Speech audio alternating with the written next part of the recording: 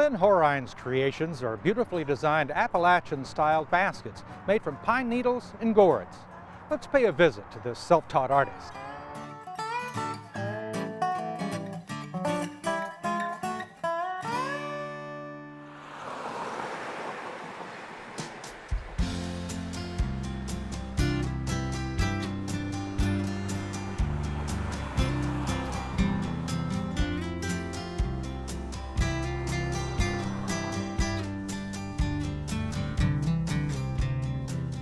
I'm originally from Long Beach, California, and I met my husband there when he was in the Navy during the Vietnam War.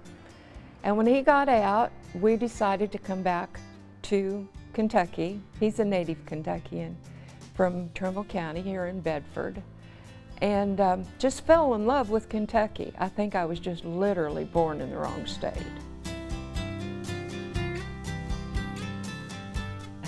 Well, I got into art from my mother. She was a school teacher, and she taught art to her 5th grade students. And then when she retired, she got to do what she loved the most, which was painting. So I grew up around art. I was reading a set of books called Foxfire, and the books are on a lot of the Appalachian people and their crafts and things. And I fell in love with the section on basket making.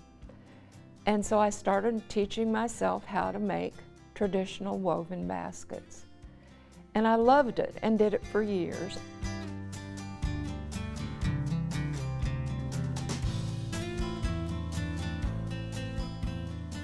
This is a beautiful gourd. The skin is just gorgeous. With the different freckles and swirls and things. I wouldn't do a thing to that.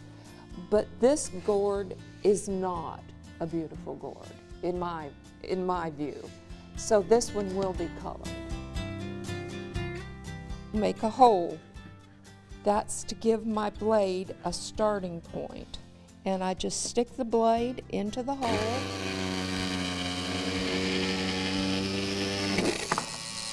There we go. All of this has to be cleaned out. This is what it looks like before it's totally clean. It's what I just showed you a second ago. Now this gourd is clean and it's ready to paint the inside.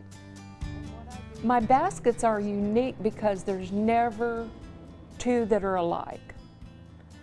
They're totally organic, and there's no two gourds that are ever shaped alike. Never. They're never the same color. I think the reason why I love the pine needle and then combining it with the gourds, there's no pattern. I can do what I want to do. There's no right, there's no wrong.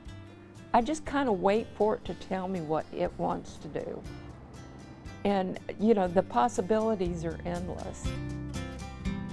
What I do is I get it on my fingers and I just rub it in.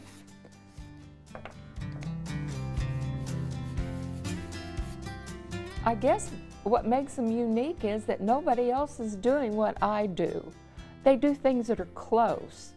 But I love to put deer antlers on them for handles. I'm going to experiment and use honeysuckle vines for handles. Just anything organic that I can work into it.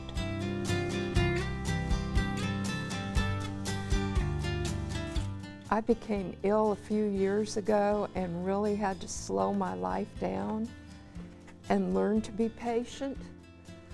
The Lord closed one door and opened a beautiful new door for me with these, and it's taught me to be patient. I tell people that God slowed me down to smell the roses, and instead I smell pine needles. Go in from the back, out the front, give it a really tight pull. Very strong. And when all that's done and it's where you want it, the last step is I take polyurethane, clear polyurethane, and seal them. A lot of people ask me, well, Lynn, how long did it take you to make that? I honestly cannot tell you how long. The only thing I can tell you is that the cleaning process takes too long. But once I get them cleaned and I start doing this, I just totally lose track of time.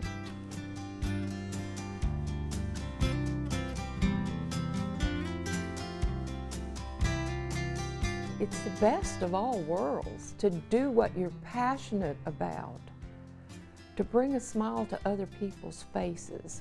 I don't care if I wouldn't sell a basket in the world, but when I see people pick the baskets up and I tell them what they're made out of, and that look of wonder on their face, that's what makes it worthwhile, right there.